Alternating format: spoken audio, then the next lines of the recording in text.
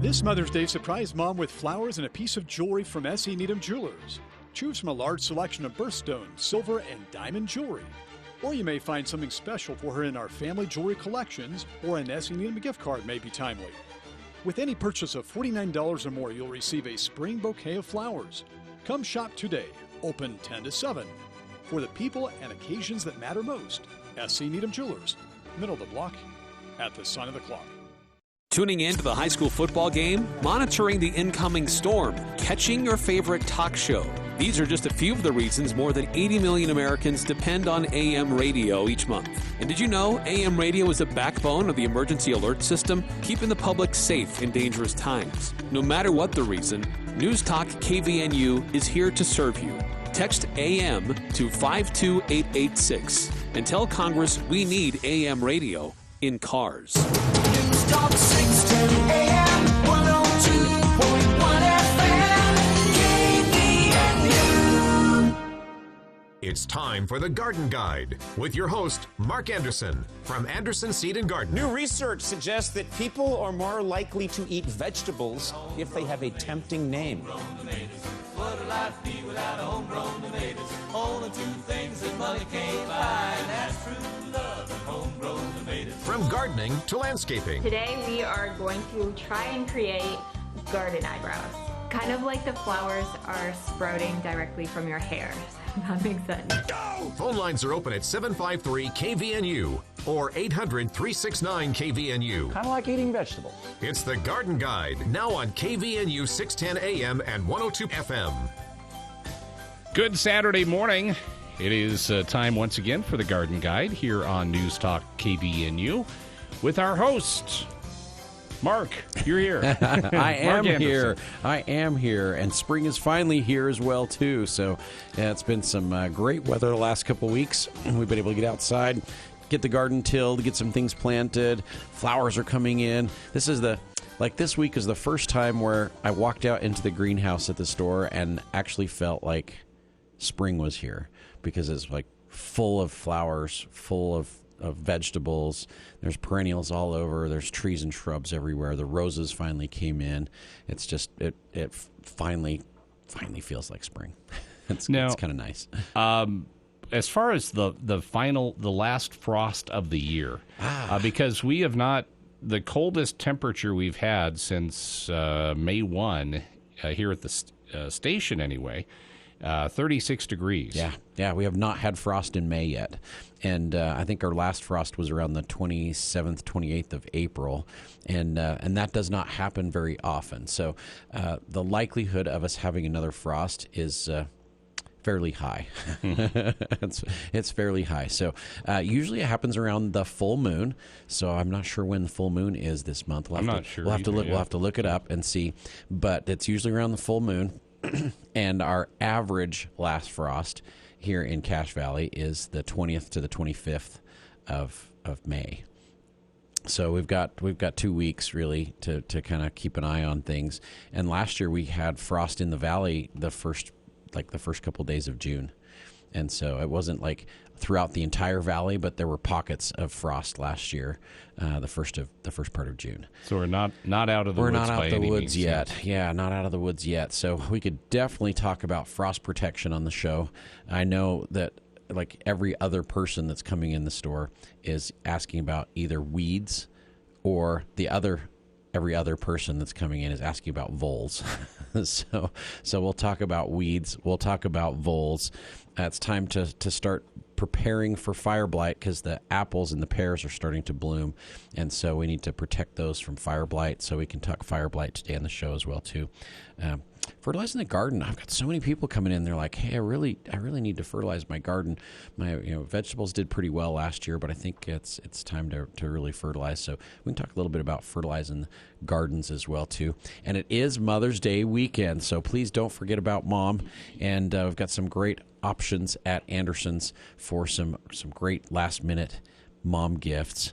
We've got some gorgeous, gorgeous hanging baskets. Like the greenhouses are absolutely full of just gorgeous hanging baskets. I've got some a few 10-inch, but mostly 12-inch, and I think there's a few larger ones as well too. In full color, they look absolutely amazing. And with our hanging basket secret recipe, we can help you keep them looking good all summer long instead of just right now when you buy them. And so hanging baskets, got some beautiful wind chimes, all kinds of different sizes, colors, styles, different chords that they play when the wind blows. So we got some gorgeous wind chimes. All of our roses finally came in. The roses look great. They're just starting to bloom.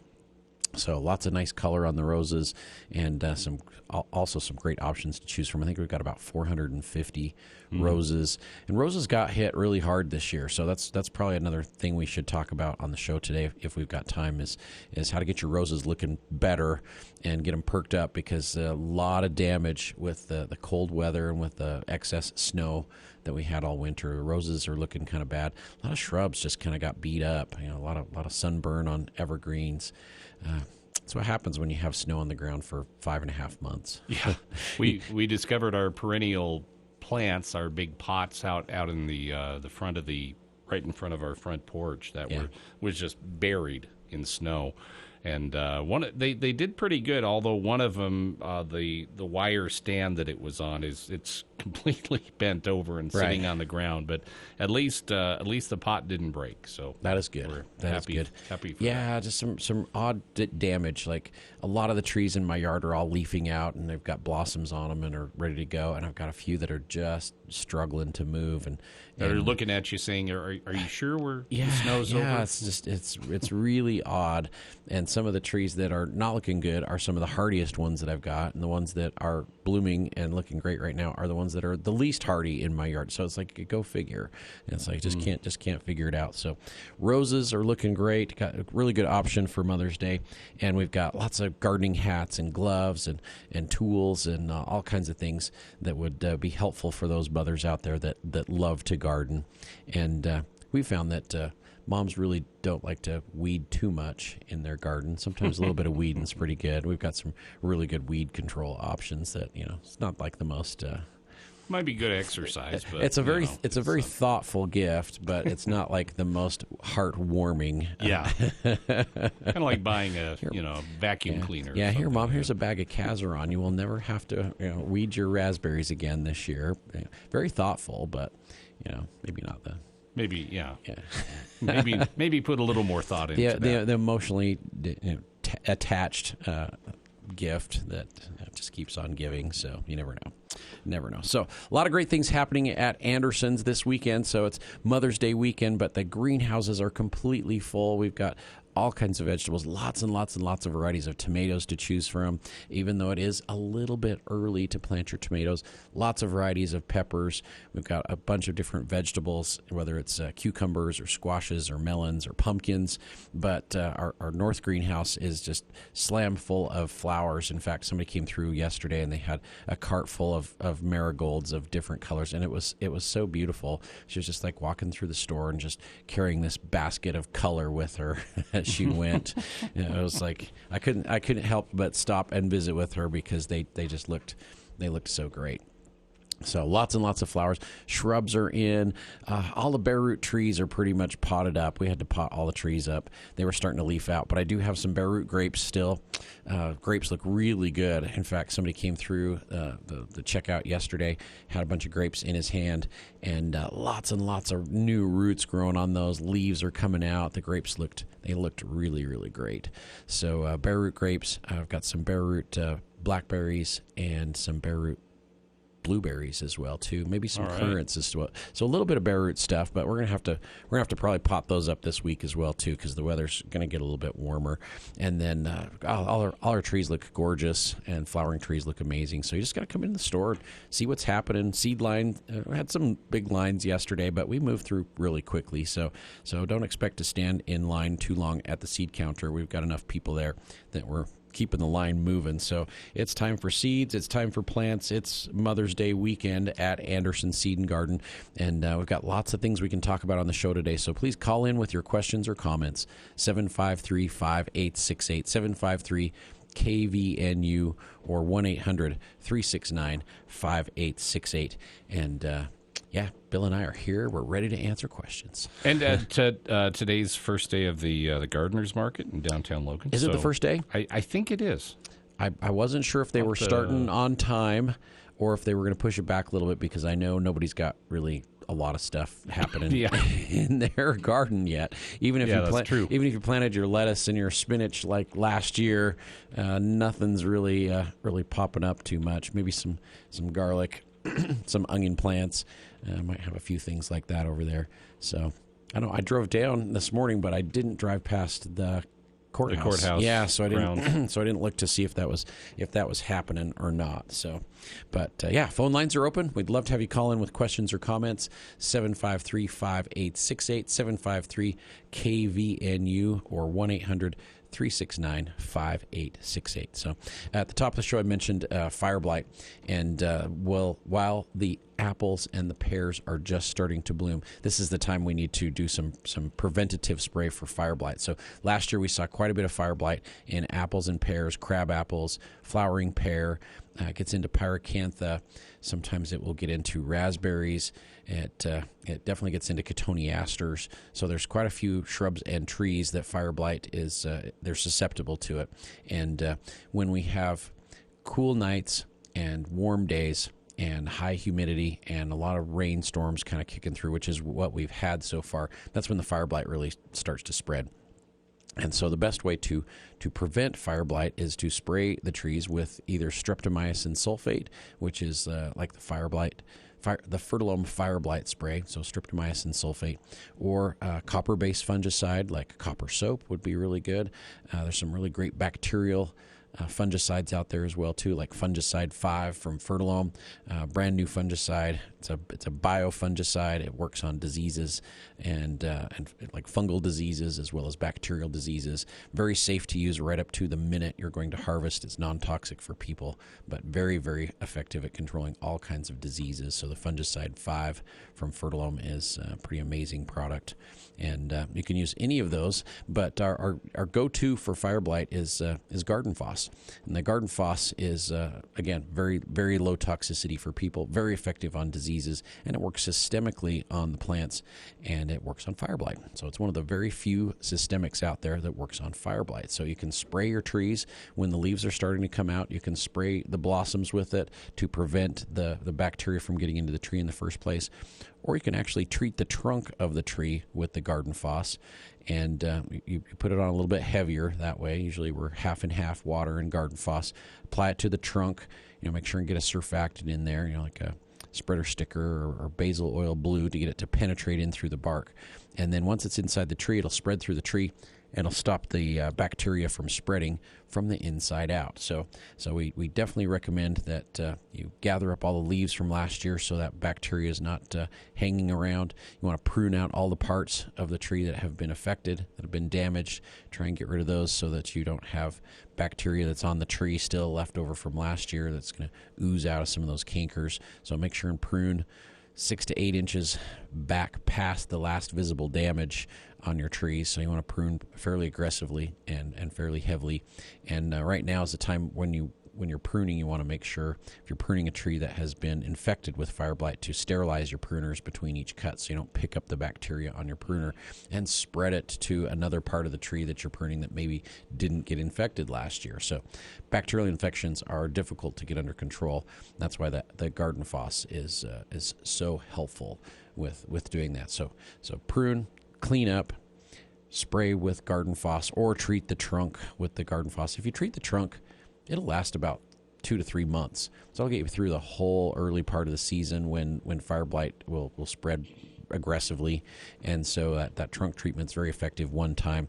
While the trees are in bloom, if you're going to spray with either the Garden Foss or Consan or the Fungicide 5 or copper soap, you got to spray really before it rains, and then again after it rains, because that's when the bacteria spreads the most, and it kind of splashes that bacteria into the cups of the flowers, and then all of a sudden you've got fire blight into your trees, and it's not fun to have to prune whole big sections out of your tree when they get fire blight. So this is a really good time to spray to prevent, so you don't have that problem. So some really great options, and I know I've had quite a few homeowners in concerned about fire blight this year. So we've been teaching a lot of people how to do that. So it's what you said earlier. Is it because the type of winter we've had because of all the snow and just not so much the harshness of it? Not so much. So since the bacteria is, once it's into the tree, it stays in there. But once it gets really hot in the middle of summer, it will kind of become dormant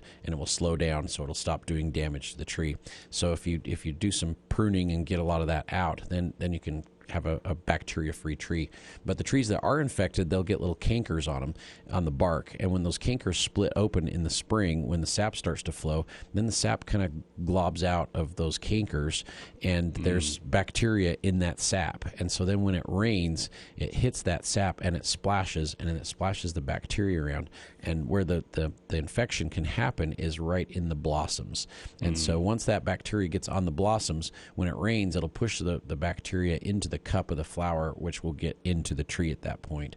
And if it is on the flowers, then when the bees are out chasing around, gathering up pollen, they'll pick it up from one tree that's infected and then move it around from tree to tree. Yeah, so it doesn't have so much to do with the winter, but it definitely has a lot to do with the weather, because it's when we get those perfect conditions, cool, cold nights, warm days, higher humidity, rainstorms that hit during the bloom period, and it looks like we've got chance for rain today, and we've got a chance for rain next week as well too, and so it's a little higher humidity. We've got perfect conditions for the fire blight to really spread while the trees are in bloom right now. So you want to be aware of that. Make sure and spray. Right now would be perfect before it rains, and then if it rains this week, you want to spray after it's done raining so that you can kind of control that disease before it gets back into the trees again. So kind of critical timing right now to do some spraying. That's why the Garden Foss is so great, because you can do it once early on in the season. Like if you did it 2 weeks ago, it would be running through your 15-foot pear tree already, like completely through the tree, because it moves about a foot a day. And so you can do it once, and it'll protect the tree for the entire season, instead of going out and spraying every time it looks like it's going to rain, which sometimes is quite a bit during bloom season. Yeah. So if it stays cool, those blossoms are going to last a long time, and if it gets warm, then they're going to fade a little bit quicker. So that's kind of how it works out. But phone lines are open, 753-5868, 753-KVNU, and we've got some time before we hit the bottom of the hour. We've got to take a break, so call in with those questions or comments. We'd love to have you join us here on the Garden Guide. And it is Mother's Day weekend, so don't forget about those gardening moms out there. We want to make sure and tell them we appreciate them very much. And I'm sure we've all got some people like that in our lives that we kind of want to let know that they're pretty important to us. So it works out pretty well. 753-5868, 753-KVNU. And phone lines are open. We're here to answer your questions. You had asked about frost earlier. Yeah. And I would bet money we're going to have frost again. It would be wonderful if we didn't have frost. I think in the 30 or so years that my wife and I have been at Anderson's, we've had one May that didn't have frost in it. Yeah, frost-free May. One May. And so that's 1 in 30. I think that's probably pretty accurate. A percentage. Yeah, and looking at the temperatures we've had this past week, I mean, we've gotten close. It's been like 37, 36 degrees. Right, so it's, right. Which is not dangling too bad. there towards the... But I'm looking out the window and I'm going, dang, there's a lot of snow up there in the mountains. Yeah. And the temperature can drop really quickly when we have a lot of snow up there and we get some cold fronts that come through. It can really get kind of chilly. So I would definitely plan ahead to protect your plants. So if you're thinking about putting some tender plants out there, whether it's flowers or whether it is vegetables, some of the vegetables that are most tender, we've got squashes, melons, cucumbers, pumpkins, those are very, very tender. One frost and they're goners. Tomatoes and peppers, absolutely. Sweet potato vines are about the worst for frost. You even get close to them with ice cream on your breath, and they'll freeze up. So you got to watch out for the sweet potato vines. But if you use hot caps, or if you use a frost blanket, like a frost cloth, it will give you about 2 degrees of protection, maybe 3. And really, your material that you're covering the plants with need to not touch the plant. And so a frost cloth or a hot cap can't touch the plants. I mean, if it can touch the plants, but if it freezes, it'll freeze right through the material, and it will freeze the plant that's touching it underneath. So you have to be really careful that way. So you really need that air pocket between the plants and the material that you're using to protect them with, whether it's wax paper on a hot cap, or whether it's plastic, if you've got sheets of plastic, or if it's the fabric, the frost cloth fabric. Make sure it does not touch your plants. So you've got to have something to support it so that there's an air pocket between the plants. That will give you 2, maybe 3 degrees of protection. So instead of freezing at 32, it'll be like 29 or 30 degrees. They'll be good too. But if it gets colder than that, it'll freeze right through the fabric. Yeah, it'll freeze through the fabric. If you're using a much harder plastic, like there's some Grow It Now domes that we get out of southern Idaho that are amazing. It's a harder plastic. It's like a hot cap, but it's a much thicker plastic. It insulates a lot better, and it also retains the heat a lot better than the wax paper ones. They're a little bit more expensive, but they'll also last for multiple seasons. Those Grow It Now plant protectors, they'll give you about 5 degrees of added protection. So instead of freezing at 32, you can get down into the 27, maybe 26, and it will give you some really great protection on the plants. Not only will all the way down there. Yeah. Not only will it protect the plants, but it will encourage some early growth as well too. So like say with our tomatoes, I usually put black plastic or weed barrier out early, and then let that warm the soil up, because the warmer the soil is, the faster the plants grow. And the soil's really cold right now because the snow just melted, like yesterday? Yeah. That's what it feels like, and it just melted yesterday. It's amazing how quickly the snow goes away. It does, yeah, and how quickly the soil warms up. But we want it to be warmer because the tomatoes and peppers are going to really like that. So I'll put weed barrier out there and leave it for 10 days or 2 weeks before I plant my plants, because I'm going to probably try and do that this week, and then try and plant my plants right around Memorial Day, because that's when I actually have time to do it, and get that soil to warm up. And that will really help with frost protection as well too, because if that black plastic or weed barrier is out there and it gets some sunshine, it really generates a lot of heat. Then you put those caps over, and then the caps will retain the heat from the day during the nighttime when we're going to have those freezing temperatures. So it'll make a big difference. But if you go one more step up and you go to either walls of water or the season starters that you put water in to protect your plants with, or aquadomes, which we can't get this year, unfortunately. We're wishing we could get more aquadomes this year. We have our fingers crossed that we will be able to get them again next year. Manufacturer has had some major manufacturing problems or deficiencies, I guess, with plastic to be able to make those. And the walls of water and the season starters will give you 10 to 12 degrees of added protection. So right down into the low 20s, they will protect the plants inside those walls of water. They're pretty amazing. So I've seen the water freeze solid in the tubes that you put the water in for the walls of water, like freeze solid, and the plant inside has still been good. So that will give you 10 to 12 degrees of added protection, get you down to the very low 20s, possibly even into the high teens if the weather conditions are right, and protect those plants. But they also really encourage a lot of growth because they will retain that heat. Like the water heats up so much during the day, it'll disperse that heat all night long and keep your plants warmer. And when the plants are warmer, they grow a lot faster. It would grow much, much, much faster. So phone lines are open, 753-5868, 753-KVNU, and we're getting close to the bottom of the hour. We're going to probably take a break here in just a second. And it is Mother's Day weekend at Anderson Seed and Garden. We've got some great hanging baskets, some gorgeous hanging baskets that we would love to share with those special moms out there. We've got wind chimes, we've got roses, we've got gardening hats, gloves, hand tools. We've got some great outdoor gardening decor, and of course we've got some beautiful plants out there, flowering shrubs.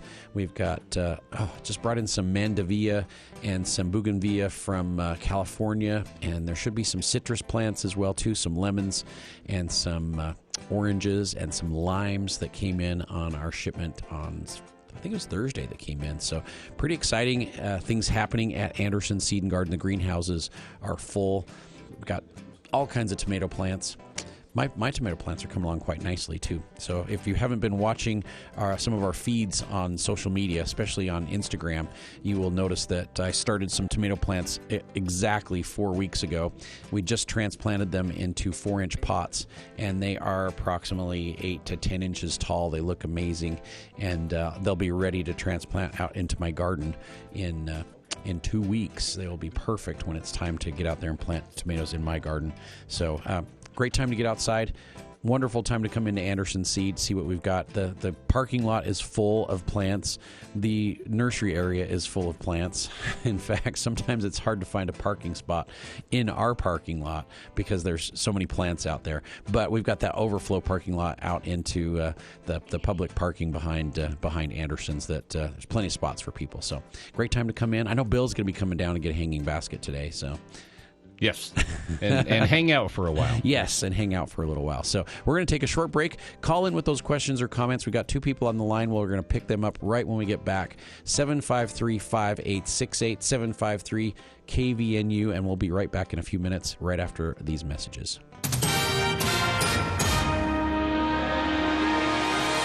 I'm Bill Walter, KVNU News. A 28-year-old state inmate has pleaded guilty to trying to start a fire in his Cache County jail cell last year. Joseph Isaac Morales waived his right to a fair trial and accepted a plea deal that will add more time to his existing sentence. Morales appeared last week in First District Court, appearing by web conference from the Utah State Prison. He pleaded guilty to possessing an item prohibited in a correctional facility, amended to a Class A misdemeanor. On May 17th of last year, Cache County Sheriff's deputies were conducting a routine check of Morales' cell block. As they entered, they could smell an odor of burnt paper. Security cameras showed Morales had used pieces of broken graphite from a pencil to start a piece of paper on fire in the common area of the block. The Cache County Sheriff's Office has a contract with the Utah Department of Corrections to house some prison inmates in the Cache County Jail for a fee if space is available. One person was arrested after discovering 2 peanut butter jars containing crystal meth during a routine screening at the Salt Lake International Airport Thursday morning. Officials say the suspicious item was detected just before 10:30 a.m. during a routine screening, where TSA officials then discovered one of the 2 peanut butter jars filled with a crystallized substance. This prompted airport officials to detain the 2 persons and work with the airport division's detective to procure a search warrant for the rest of their belongings. They would later arrest 61-year-old Michelle Hawking, booking her on a charge of distribution of a controlled substance. Possibility of downslope canyon winds Saturday night, Sunday morning, gusting to 60 miles per hour. I'm Bill Walter, KVNU News. From ABC Sports, I'm Mark Remillard. In a season where they started off 2-10, the Lakers have made their way to the Western Conference Finals after beating the reigning NBA champion Warriors last night in Game 6. LeBron James would lead the efforts. Schroeder to James into the lane, puts it up and in! ESPN with the call. James had 30 points. Anthony Davis added 17 and 20 rebounds. The Lakers win 122-101 and will face the Nuggets in the Western Conference Finals. Out east, for just the second time in NBA history, the 8th seed has reached the conference finals as the Heat defeated the Knicks last night in Game 6, led by 24 points from Jimmy Butler. Jimmy on the drive, right side, jumper off the glass, he got it at a tough angle. The call on WQAM, Bam Adebayo added 23. The Heat take down the Knicks 96-92. They'll play the winner of the Celtics and Sixers Game 7 matchup scheduled for this Sunday. This is ABC Sports. The Sprinkler Store knows that keeping our yards nice and lawns green is satisfying work and a lot easier when you have the right products and advice. Sprinkler systems usually need some adjusting and maintenance after going unused during the winter months. The Sprinkler Store is your Cache Valley source for keeping your sprinkler system running efficiently. All the sprinkler system parts you need. They offer sprinkler system design and deliver to your door when you're ready to install it. The Sprinkler Store has moved to a new building at 700 West 1700 South Building 29 by Cox Honeyland. Open weekdays 8 to 6 and Saturdays 9 to 3. Here's Chad Norton, the lawn doctor, with another tip for your lawn. It's been a wet, cool, crazy year for your lawn. Soil temperatures have been slow to warm up. Over the next few weeks, you'll see weeds fight for space and try to take over your lawn. Dandelions pack about 200 seeds on each flower. Those seeds can blow up to 5 miles and live up to 7 years. We can help you win the weed battle. Call the Lawn Doctor at 753-LAWN or go to lawndoctor.com. The expert with a green thumb. It's the Garden Guide on News Talk KVNU, 610 AM and 102.1 FM.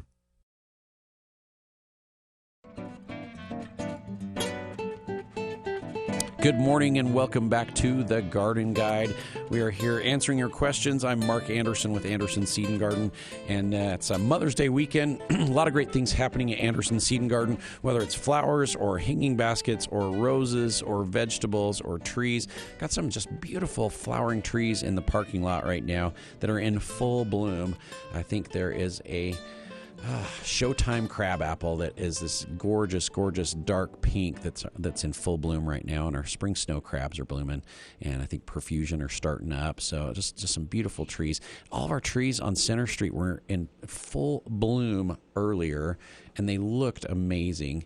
And then all of a sudden, we got that hailstorm, and we got that windstorm, and every single blossom on the cherry trees blew off. Oh, boy.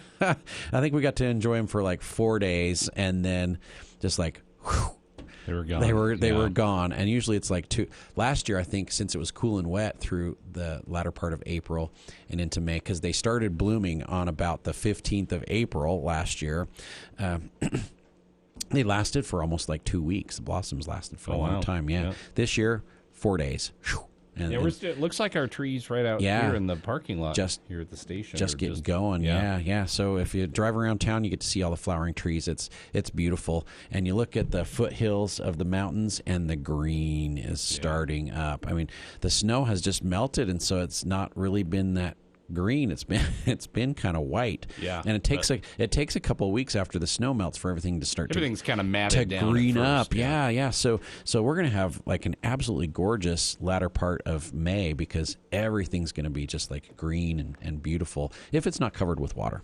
So, if it's not covered with water, it's going to be amazing. So, but these cooler temperatures have been great for our snowpack. Been able to get some water out of the mountains, and hopefully it doesn't warm up too quickly next week. It looks like we have 70s, so it's going to be an amazing week to be outside and do some gardening. And hopefully our rivers will only increase in size a couple inches instead of a couple feet, and we'll keep things rolling down there towards the Great Salt Lake. So we've got some callers, though. Yes. If you would like to call in with questions or comments, we have a couple phone lines open, and we got a couple callers we're going to get to right now.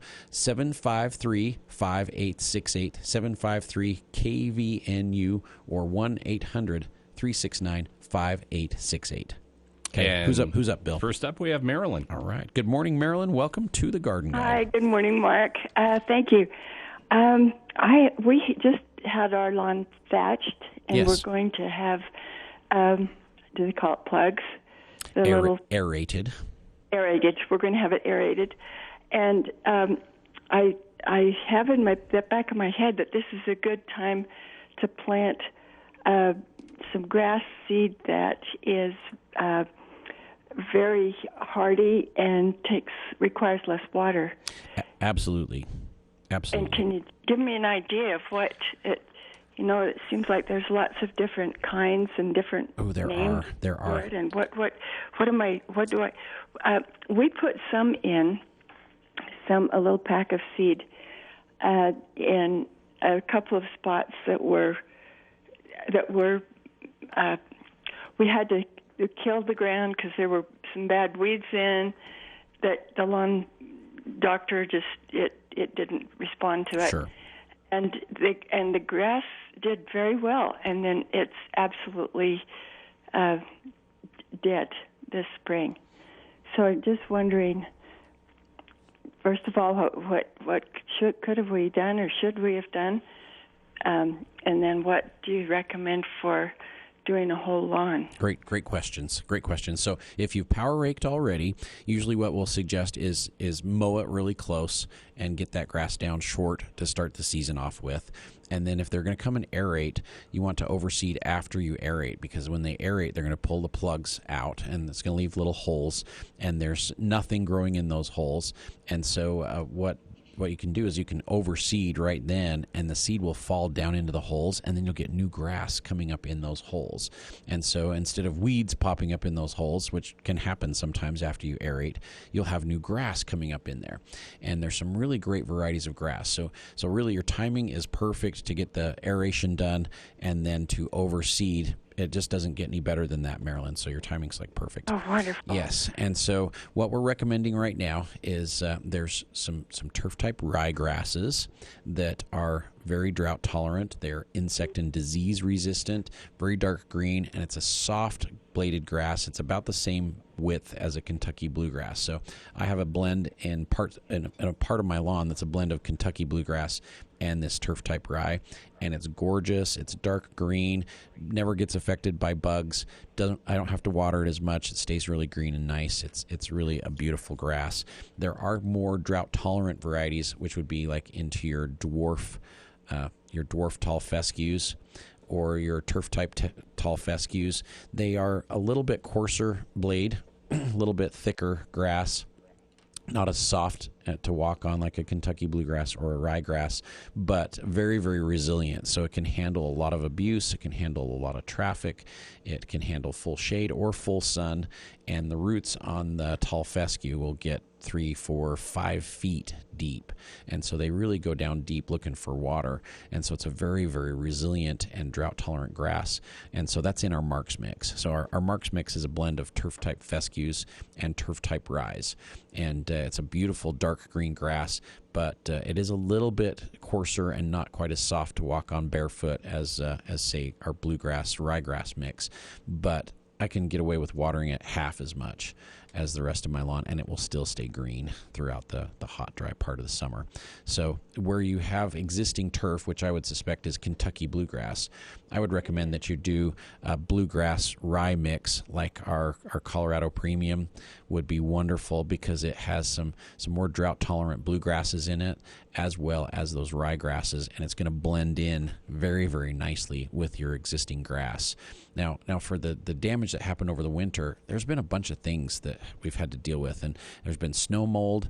We have had some sod webworm damage that was really late in October, and they did damage to the grass, but nobody noticed because the grass was going dormant and it was cooler, and so it just didn't stress as much. And then this spring, there's just like dead sections out there. So it could be any of those. You may want to bring me like a little sample and, cut a 6x6 piece out of the area that's been affected and bring it in. Let me take a look at it and see if we can figure out what it is. But great time to overseed. That's going to really help fix a lot of the problems that you've dealt with coming out of winter.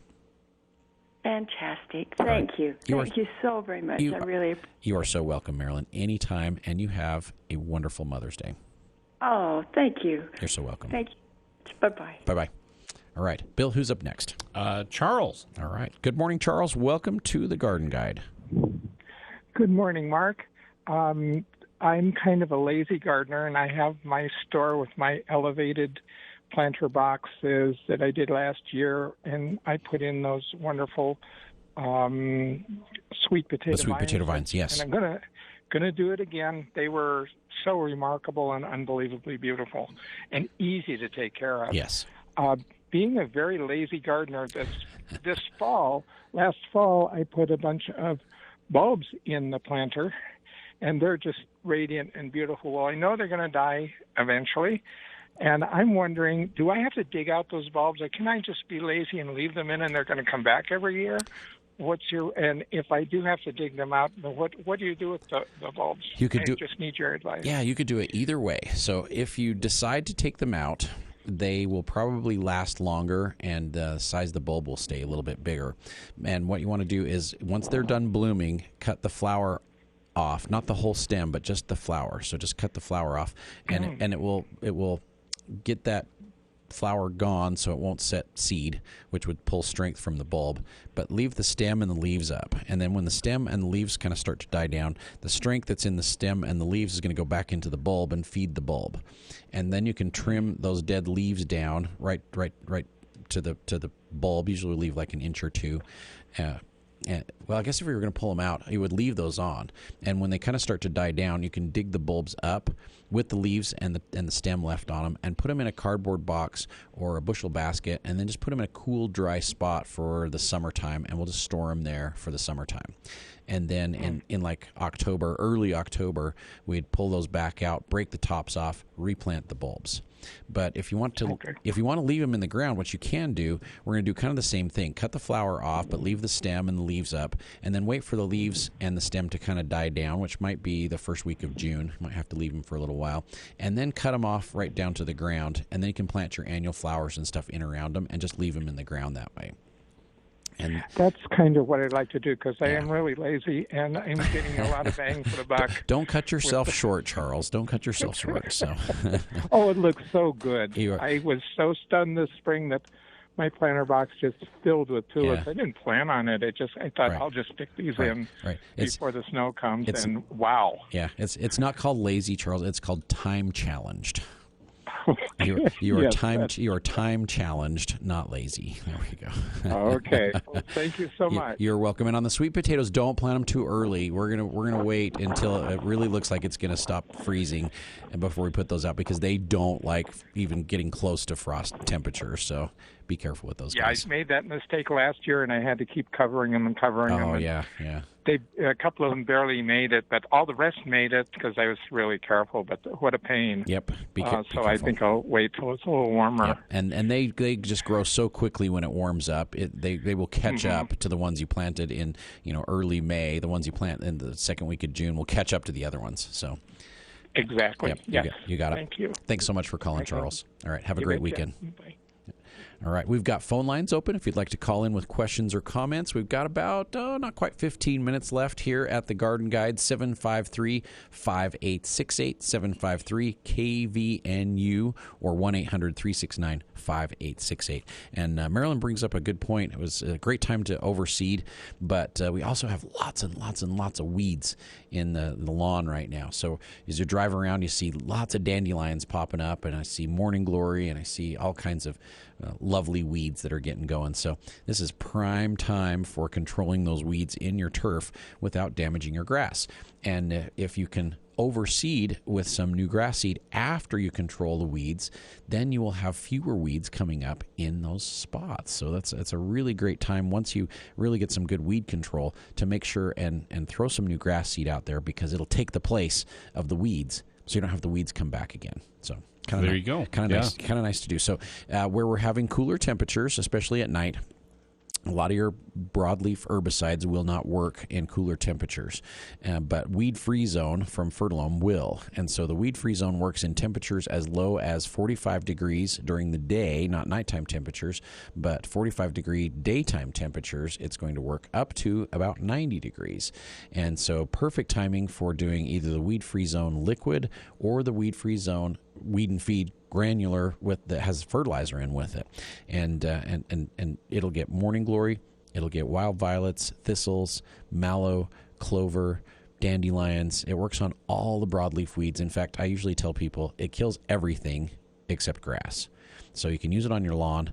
It'll kill all the weeds that are in the lawn. If you happen to get some into the flower beds or into the vegetable garden, it will kill those too. So be very, very careful with the weed-free zone, because it kills everything. That broadleaf basically kills everything except grass. So it won't hurt grass unless it's above 90 degrees. Then you can damage your grass a little bit. Keep it away from the flowers. Yeah. But the weed-free zone, if you spray on a nice, like yesterday, it got really nice and warm in the afternoon, but it was cold in the morning. So in the morning, it was down in the low 40s, possibly even in the high 30s. You could have sprayed in the morning with the weed-free zone, and then by the time it hit 68, 70 in the afternoon yesterday, you would actually see damage happening on the weeds already, because once it warms up, it really starts to react quickly in the plants. So you get cool weather control, you get control on some of the hardest to kill weeds, and you get to see quick results. And so the weed-free zone is very unique in the fact that it works fast, kills the hardest to kill stuff, and it works in cold temperatures. And we are experiencing all of those things right now. So whether you're using the liquid, which is very, very easy to apply, whether it's a hose-in sprayer with a tank sprayer, or even with a trigger sprayer,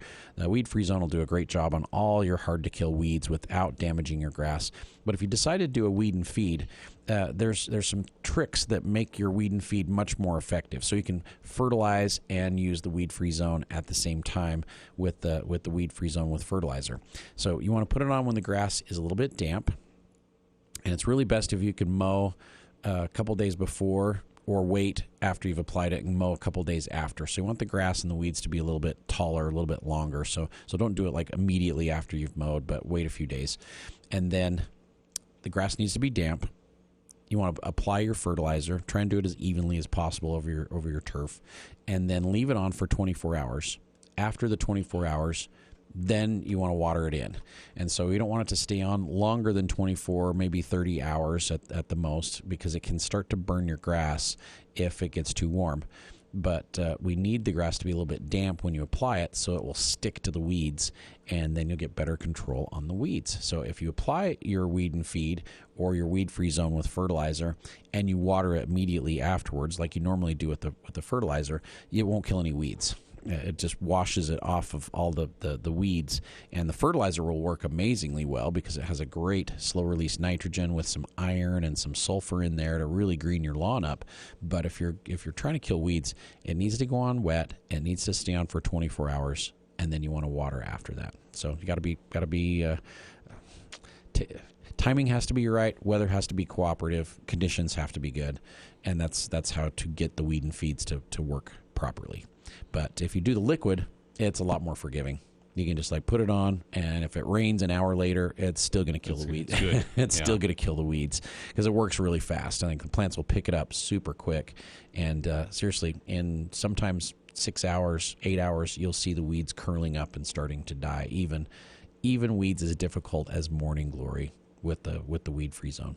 It's awesome stuff.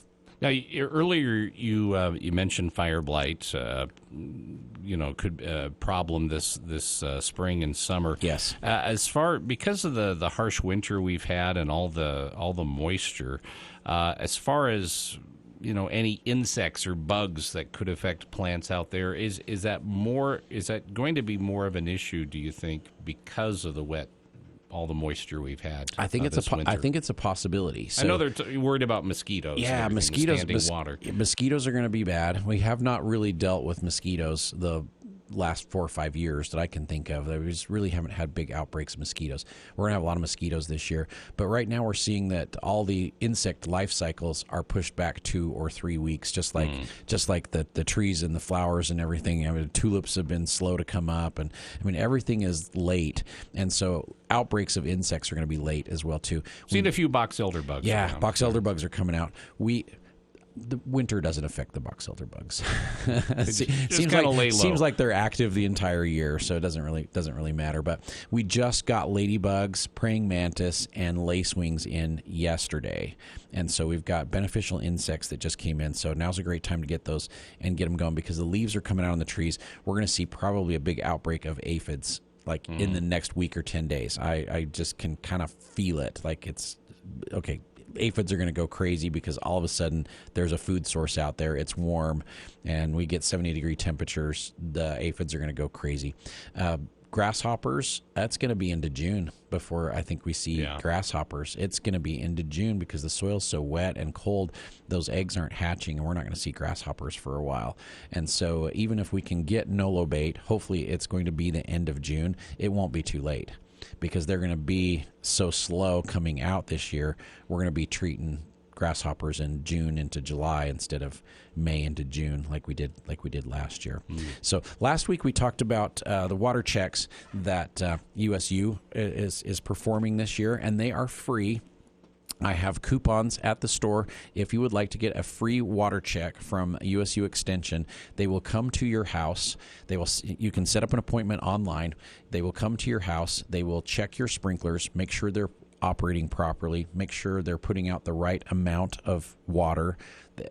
They will help you address how long to water on each section because of the type of sprinklers that you have, and how to get the right amount of water out there to keep your grass and your landscape looking good with using the least amount of water.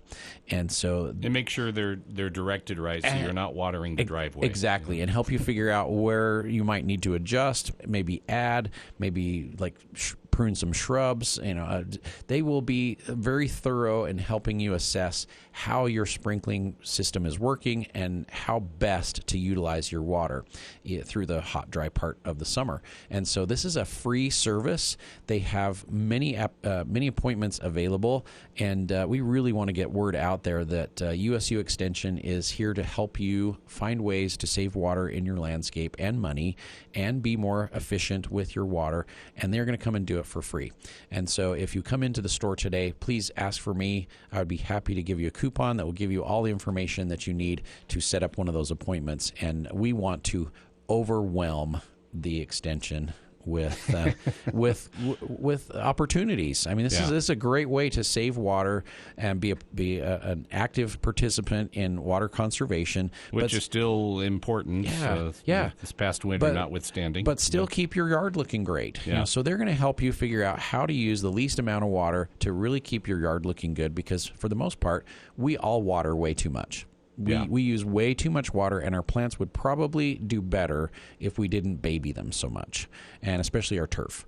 Turf is very resilient. If it starts to go a little dormant, starts to get a little dry, it will come right back as soon as you water it. And so we can let it stress a little bit more, and maybe it won't look perfect all the time, but that turf is very resilient. And these water checks from USU, it's part of the Slow the Flow program, but I have information at the store. Stop in and see me. I'd be glad to share one of those coupons with you, and you can get a free water check from USU, and it's invaluable. You cannot pay enough money to have them come and do this, and it's free. I think the most frustrating thing is when we have a rainy period and it's been raining for 2 or 3 days, 4 days, and the ground is soaked, and you drive down the street and people's sprinklers are on. It's like, okay, what? We had some nice storms the first part of May, but the last week has been kind of dry. Yeah. And so I looked at my lawn last night, and I got a couple spots that got really compacted down with snow for the winter, and they're actually starting to stress a little bit after yesterday because they're not holding the moisture quite as well, and so it's drying out. So I'm like, do I want to charge those sprinklers? Do I want to put water in it? Am I ready to do that? And I'm looking at the forecast going, if it just would rain a little bit more, then I won't have to. Yeah, I could go a couple more weeks. We've had a few forecasts where it said we were going to have showers, but it just didn't materialize really too much. Dang it. So don't forget about the water checks from USU, and I've got those at Anderson's. You're welcome to stop in. I will share one with you. Great Mother's Day gift as well, too. There you go. Yeah, so Mother's Day happening at Anderson Seed and Garden. We've got some great last-minute gift ideas, whether it's hanging baskets, wind chimes, roses. Got some great gardening gloves and gift cards. We always have gift cards, and then Mom can come in and pick out what she would like to plant in her yard. Beautiful flowering trees. I've got mandevilla and bougainvillea, and we've got begonias in bloom. We've got dahlias that are blooming. We've just got so many beautiful blooming plants at the store right now, and the greenhouses are full. Vegetable house is completely full, overflowing into our west greenhouse, which is where all of our perennials are. Just got some wonderful perennials in. Herbs, an amazing selection of herbs at the moment, and lots and lots of flowers. The wave petunias, we've got racks of them right now. So, and even have some sweet potatoes for Charles as well too. There you go. So so poor Charles can come and get some early ones and maybe kill them and then come back and get some more. All right. Well, sounds like you got. That's what happens. Yeah, that's what happens. Plant early and plant often. That's like the motto at the store. So what are your hours today? We are open from 9 until 6, and I've got lots of helpers today, so we will be running around trying to help as many people as possible. And seed counter is, I just got a whole bunch of new seeds in yesterday, so we kind of filled in a lot of the gaps of some of the stuff that we were missing. So if you were looking for porcelain doll or blue doll pumpkin, which are some blue and pink pumpkins. If you want to do some interesting different colors, we got those back in. I got Large Marge back in. I got some blue popcorn that came in yesterday. We've been trying to get for like the last 2 years. So some fun stuff just showed up, and our extra organic seeds are supposed to show up this week as well too. We've been out of a few of our organic ones, and our shipment is finally supposed to show up next week. So they've been, it's not just here, it's like all around the country. Everybody has been slow because of the weather. It really hung around through the western states, and it's slowed everybody down. But at Anderson Seed and Garden, we are ready to go for spring. We're ready to see you, and happy Mother's Day to all those mothers out there listening. We really appreciate you and what you do for us in our lives. Thank you for all that you do. And come see us at Anderson's. We've got a lot of fun things going on this weekend, and we'll be there until 6 o'clock today. Have a great weekend. We'll see you next week on The Garden Guide.